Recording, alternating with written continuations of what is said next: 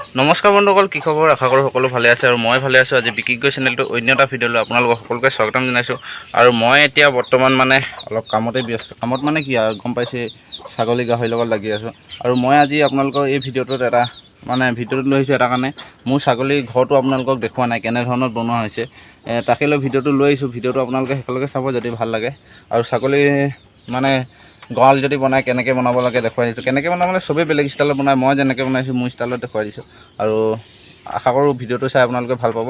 আৰু এয়া আপোনালোকে দেখিছে এইটো ৰুম, মানে মোৰ ইয়াত দুটা ৰুম আছে, ইফালে এটা এইফালে এটা, মানে একেলগতে লাগিছে, মাজত জাষ্ট বেৰখন আছে। আৰু এইফালে দেখিছে এইটো ছাগলীৰ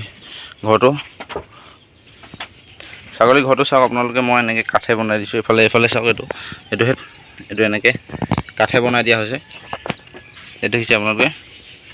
আৰু এইফালে এনে ধৰণৰ বেৰ আছে, দেখিছে বেৰ, এয়া চাওক আপোনালোকে।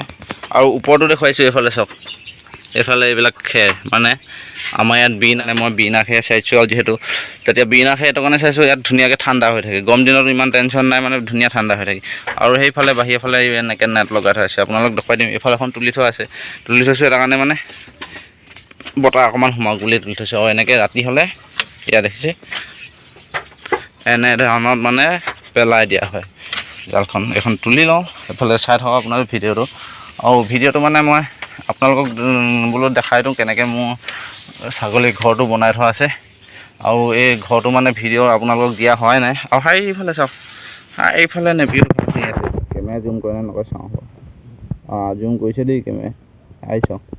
এইফালে নেপিও ঘাঁহ আছে, এইফালে আপোনাৰ তামোল গছ আছে, বাঁহ গছ, এইফালে এইটো হৈছে গাহৰি ঘৰ। আৰু এইফালে দেখিছে চাওক, এইয়া কঠীয়া পাৰি থোৱা আছে, মানে আগত য'ত ছাগলী চৰি থাকে তাত এতিয়া বৰ্তমান কঠীয়া হৈ আছে। এখন এনেকৈ তুলি লৈছোঁ এইফালে।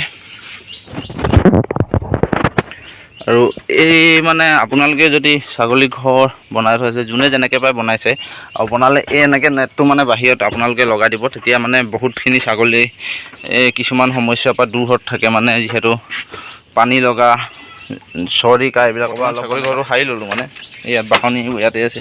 আৰু এইফালে নামি যাব লাগিব, চাওক, এনেকৈ নামি যাব লাগিব। আৰু ইয়াত দেখিছে এইটো ছাগলী ঘৰ। এই জালখন কিন্তু পেলাই দিব লাগিব, ৰাতি পেলাম, এতিয়া নেদেখাওঁ বাৰু আপোনালোকক। ইফালে দেখুৱাইছোঁ এনেধৰণত মানে ছাগলী ঘৰটো আছে। আৰু মোৰ ছাগলী, আৰু সেইফালে গাহৰি আৰু মানে চাইজ কৈছে আপোনালোকে, এনেধৰণত দিয়া হৈছে।